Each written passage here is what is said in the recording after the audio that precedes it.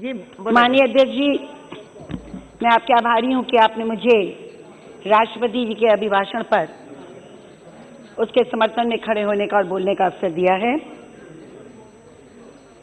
कल से यहाँ पर सदन में चर्चा चल रही है और मैं इस बात से अचंभित हूं कि विपक्ष की ओर से कर्कश से सब तीर निकलते हैं, सोचते हैं समाप्त हो जाएगा, फिर दूसरा कर्कश आ जाता है। इतने तीर डाले गए हैं, इतने तीर फेंके गए हैं और सब तीर एक व्यक्ति पर, वो है श्री नरेंद्र मोदी, प्रधानमंत्री भारत। मैं बड़ी प्रसन्न हूं इस बात से कि हमारे प्रधानमंत्री इन बातों से विचलित नहीं होते। वे अडिग हैं और अडिग होकर वो निरंतर आगे बढ़ रहे हैं। उनका जो संकल्प है, उनकी जो दृष्टि है, उनका जो लक्ष्य है वो स्पष्ट है। लक्ष्य है गरीबों की उन्नति, लक्ष्य है किसानों के भविष्य को बेहतर बनाना, लक्ष्य है युवाओं को रोजगार देना, लक्ष्य है महिलाओं का सुदृढ़ीकरण करना, लक्ष्य है हर गरीब को उसका हक दिलाना। और इस बात से वो विचलित नहीं होते। यहां मुझे वो पंक्तियां याद आती हैं जो मैं उनके लिए कहना चाहती हूं। जो धन है गरीबों की किस्मत का, वो उनको दिलाकर मानेंगे, हर मेहनत कश को राहत का हकदार बनाकर मानेंगे। कोई कितना भी कर्कश चला ले, तीर चला ले, हमारे प्रधानमंत्री जी हिलने वाले नहीं हैं। और ये जो राष्ट्रपति जी का अभिभाषण है, ये वास्तव में नरेंद्र मोदी सरकार का दस्तावेज है। ये उनकी सरकार की नीतियों का, उपलब्धियों का, चुनौतियों का और लक्ष्यों का दस्तावेज है। हमारे नेता विपक्ष ने कहा, अधीर रंजन चौधरी जी ने, कि dissent is the essence of democracy. I do agree with you, totally agree with you. पर ये कौन सी परंपरा है कि राष्ट्रपति के अभिभाषण का आप बहिष्कार करते हैं? ये कौन सी परंपरा है कि आपको सरकार में एक भी अच्छा लक्षण नहीं नजर आता? मुझे बड़े दुख से कहना पड़ता है कि मैंने बहुत अभिभाषण पढ़े हैं, सुने हैं, लेकिन विपक्ष की ओर से केवल एक जैसे लगता है कि एक भाव के सिंड्रोम में आप फंस गए हैं और उस विचार के सिंड्रोम से बाहर निकलना ही नहीं चाहते। और मैं यही कहूंगी कि आप वहीं फंसे रहिए, चुनाव की राजनीति करते रहिए, हम देश के निर्माण में लगे रहेंगे, प्रधानमंत्री जी के नेतृत्व में लगे रहेंगे। मुझे इस बात का भी बड़ा अफसोस है। मनीष तिवारी जी कल बोल रहे थे, मैं उनका बहुत सम्मान करती हूँ, विपक्ष में बड़े विद्वान लोग हैं, पर उन्होंने कहा कि कोविड में 10 करोड़ लोग पीड़ित हुए, संक्रमित हुए, 1 करोड़ भारत के थे, क्या किया सरकार ने? फिर बोले, भाई हमारा मृत्यु दर बहुत कम था, हमें भगवान ने बचा लिया। अच्छा भाई, संक्रमण हो तो सरकार ने कर दिया, बचा लिया तो भगवान ने किया। हाँ, भगवान तो सर्वोपरि हैं, परंतु मैं आपको बताना चाहती हूं हम कैसे बचे। हम बचे क्योंकि प्रधानमंत्री की दूरदर्शिता थी। हम बचे क्योंकि हमारे स्वास्थ्य मंत्री ने परिश्रम किया। हम बचे क्योंकि हमारे फ्रंटलाइन वॉरियर्स ने, हमारे वैज्ञानिकों ने भरसक प्रयत्न किया, मेहनत की। हम बचे क्योंकि राष्ट्र एक होकर खड़ा हो गया था, इसलिए हम बचे। हम बचे क्योंकि प्रधानमंत्री में अटूट विश्वास था देश का। कोई सोच सकता है 130 करोड़, 32 करोड़ जो भी हमारी संख्या है, ये लोग एक स्वर पर, एक बात पर प्रधानमंत्री के, कि भाई आज हमको अपने फ्रंटलाइन वॉरियर्स का सम्मान करना है, बत्ती गुल करो और दिया जलाओ, और पूरे देश ने स्वीकार कर लिया। ये कोई छोटी बात है क्या कि पूरे देश ने जो उसके हाथ में आया थाली घंटी बजाकर प्रधानमंत्री को यह आश्वस्त किया कि राष्ट्र आपके साथ खड़ा हुआ है। भाई पूरी दुनिया आज कह रही है, मैंने पढ़ा एक जगह, they are saying that India is the pharmacy of the world. हम फार्मेसी ऑफ द वर्ल्ड बन गए। हमारे ब्राजील का राष्ट्रपति ट्वीट करता है कि पवन पुत्र हनुमान संजीवी लेकर, और संजीवी क्या, हमारी वैक्सीन लेकर दुनिया में घूम रहा है। 150 देशों को हमने पीपीई किट्स दी, हमने मास्क दिए, हमने इस संक्रमण से बचने के लिए उनको व्यवस्थाएं दी, दवाएं दी, वैक्सीन दे रहे हैं। आपके मुख से एक शब्द उस प्रशंसा में नहीं निकला। WHO प्रशंसा कर देता है, वर्ल्ड बैंक कर देता है, सारे देश कर देते हैं, अमेरिका कर देता है, यूरोप कर देता है, लेकिन हमारे विपक्ष को यह भी नहीं समझ में आता, भाई कहीं तो सही, कहीं तो आप लोग लीड करिए, आप करिए। देखिए, बिल्कुल आलोचना करना आपका अधिकार है, लेकिन भ्रमित करना राष्ट्र को आपका अधिकार नहीं है। आप भ्रमित करते हैं और ये बात बहुत गलत है। मैं आपसे ये कहना चाहती हूँ कि जो हमारे हेल्थ, यूनिवर्सल हेल्थ की ओर हम कितनी तेजी से बढ़ रहे हैं। कौन सा राष्ट्र होगा जहां 10 करोड़ लोगों को एक आयुष्मान भारत के अंदर जो है वो स्वास्थ्य की सुरक्षा दी गई हो? कौन सा राष्ट्र ऐसा होगा जहां 1.5 करोड़ लोगों ने इसका लाभ उठा लिया हो? आप सोच सकते हैं, मैंने तो कभी नहीं सोचा था एक गरीब जिसके तन पे कपड़ा नहीं है वो एक प्राइवेट नर्सिंग होम में जाकर अपना इलाज करा सकता है। मैंने अपनी कॉन्स्टिट्यूएंसी से न जाने कितने लोगों को इसका लाभ दिलाया, आप भी दिला रहे हैं, लेकिन स्वीकार नहीं करते।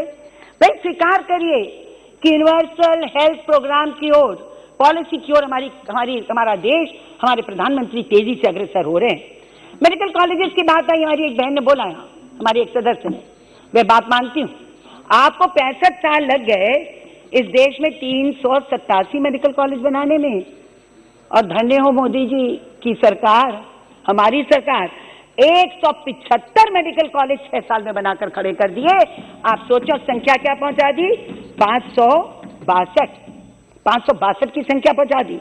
हम तो उत्तर प्रदेश की बात कर रहे हैं, आदरणीय यहाँ पर हमारे पूर्व मुख्यमंत्री बैठे हुए हैं अखिलेश जी। अखिलेश जी 65 साल में उत्तर प्रदेश में कुल 12 मेडिकल कॉलेज थे, आप भी मुख्यमंत्री थे, लेकिन आज 4 साल के अंदर 32 नए मेडिकल कॉलेज हमारी सरकार ने उत्तर प्रदेश में बनाए। 32 मेडिकल कॉलेज, और 6 से ज्यादा मेडिकल कॉलेजेस को सुपर स्पेशलिटी सेंटर्स, हॉस्पिटल बना दिया गया है। इसलिए हाँ, मैं भेज दूंगी, एकदम भेज। अरे अखिलेश जी से हमारी बात होती रहती है, भेज देंगे इनको, आप चिंता मत करिए। अब आगे आइए, जन औषधि केंद्र, जन औषधि केंद्र, खर्च इलाज का कितना न्यूनतम हो गया, कम हो गया। हार्ट एलिमेंट हो, किडनी हो, लिवर हो, बड़े से बड़े बीमारियों में जहां लाखों लगते थे हजारों में इलाज हो रहा है। और मैं तो इतनी प्रसन्न हूं महिलाओं के संदर्भ में कि ग्रामीण क्षेत्रों में 1 रुपए पे सैनिटरी नैपकिन मिल रहा है महिलाओं को। कोई सोच नहीं सकता था कि इस प्रकार की व्यवस्था इस राष्ट्र में हो सकती है। मैं ये आपसे ये भी तथ्य है जिसको हम नहीं नकार सकते। मिशन इंद्रधनुष, टीकाकरण, वही जेई जो हमारे गोरखपुर में और पूर्वांचल में 600 से ज्यादा मौतें हर साल हो जाती थी, जिसके कारण मृत्यु हो जाती थी, आज वो घटकर 6 पे आ गया है मृत्यु दर। इतना अच्छा प्रबंधन हुआ है। और कैसे हुआ? 112 जिलों को आकांक्षी जिले घोषित किया गया। उत्तर प्रदेश में भी आकांक्षी जिले जिक्र किया था जगदम्बिका पाल जी ने। उन आकांक्षी जिलों में चाहे स्वच्छ पेयजल हो, हमारा जो सफाई का अभियान हो, शौचालय हो, मेडिकल कॉलेज हो, आईसीयू हो, CIUC हो, बच्चों के लिए आईसीयू हो, ये सब बनाया गया। और मुझे बहुत कहने में गर्व होता है कि आकांक्षी जिलों को जिस तरह से बनाकर गुर्बत को और बीमारी को दूर किया जा रहा है, वो भी एक महत्वपूर्ण बात है।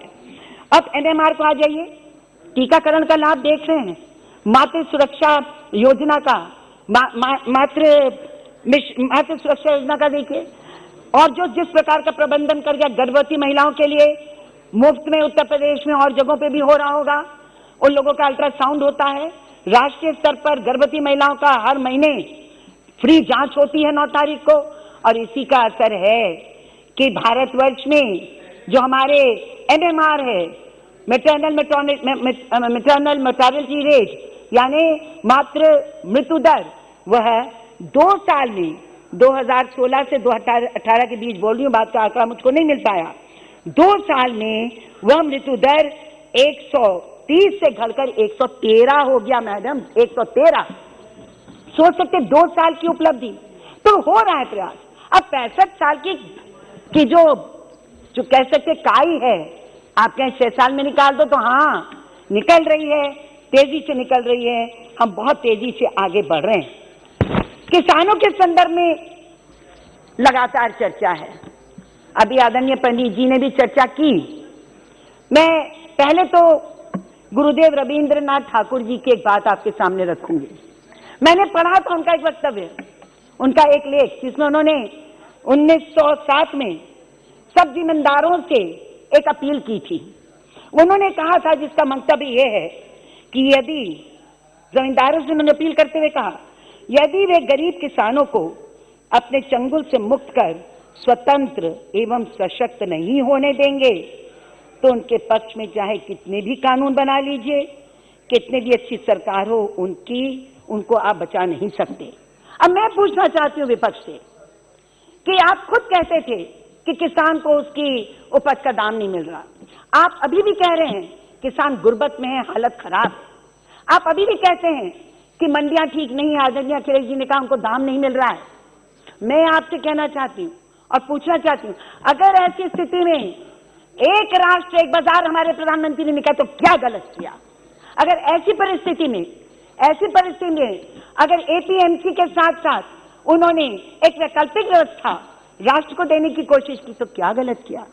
मैं आपको स्मरण दिलाऊं, कोविड के दौरान मैंने एक बयान पढ़ा बहुत बड़ा, वाईएसआर कांग्रेस के जो हमारे मुख्यमंत्री हैं आंध्र के, उन्होंने कहा कि इस नीति के कारण, ओपन बाजार के कारण हमारे प्रदेश का जो टमाटर सल गड़ जाता था वह अब दिल्ली के गाजीपुर मंडी में जा रहा है और हमारे किसानों को करोड़ों का लाभ हुआ है, सैकड़ों करोड़ों का लाभ हुआ है।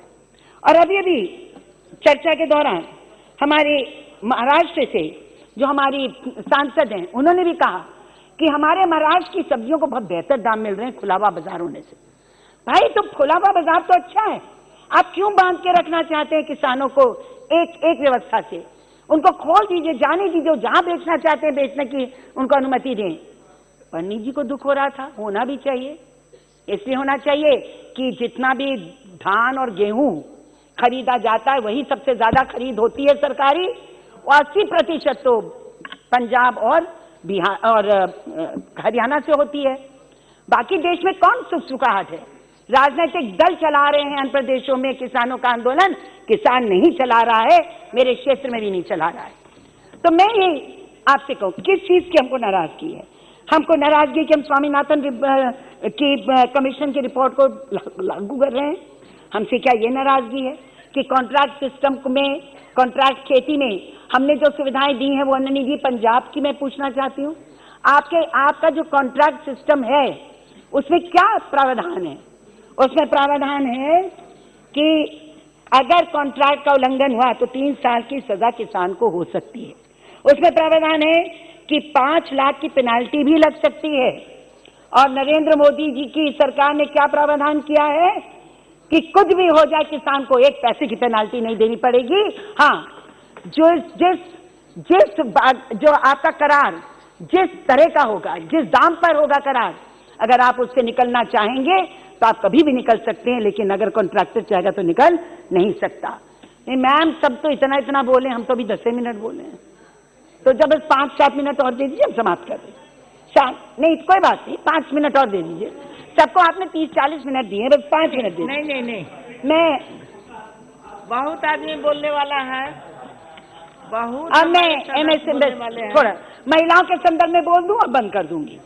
मुझे खुशी है कि महिलाओं के संदर्भ में यहाँ चर्चा हुई, और आज आपको भी धन्यवाद दूंगी कि बहुत सारी महिलाओं को बोलने का अवसर मिला है।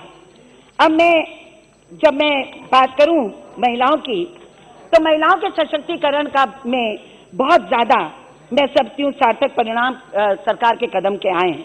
इन्होंने कहा बेटी बचाओ बेटी पढ़ाओ, उज्ज्वला योजना, आवास योजना, स्वच्छ भारत अभियान।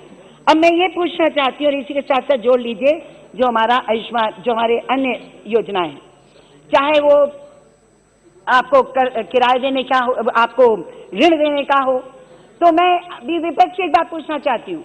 आदरणीय अब्दुल्ला साहब ने, फारूक अब्दुल्ला साहब ने एक बात बहुत कही कि भाई हमारी एक संयुक्त संस्कृति है भारत की, हम मानते हैं, लेकिन मुझे एक उदाहरण दे दीजिए जब विकास के मार्ग में कोई सांप्रदायिक या जातीय या आपके वर्गीय भेद किया गया हो।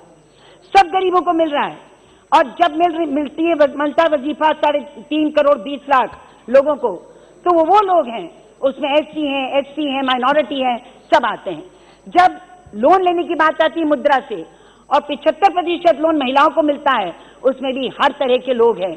जब हमारा आयुष्मान भारत होता है, जब उज्ज्वला योजना होती है, इसका लाभ किसको मिलता है? जो गरीब है उनको मिलता है। और उसमें क्या हमारे मुसलमान भाई बहन नहीं है? क्या उसमें हमारे सिख नहीं है या जैन नहीं है?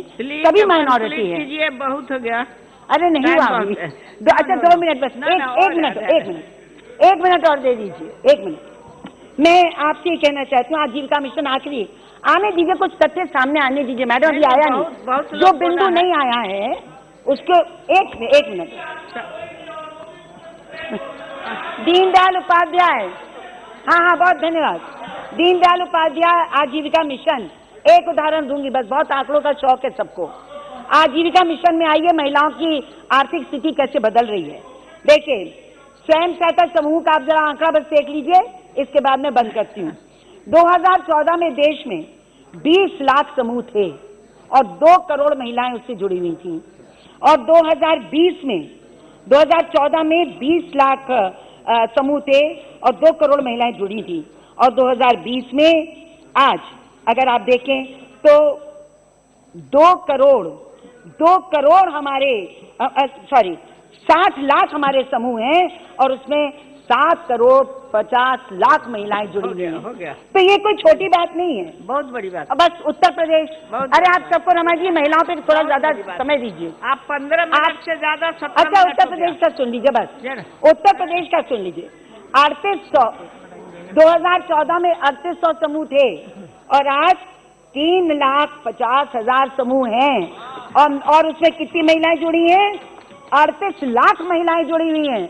मेरे अपने क्षेत्र में एक विधानसभा है कोरांव, बहुत आदिवासी गरीब इलाका है दलितों का। मैं आपको बताऊं आदरणीय अध्यक्ष जी, एक भी समूह नहीं था और 4 साल में 1700 समूह बन चुके हैं एक विधानसभा में। बहुत अच्छा। तो इन सब बातों को ध्यान में रखते हुए मैं आपके बस अंत में बस एक शेर तो सुन लीजिए, थोड़ा बहुत गंभीर बात है।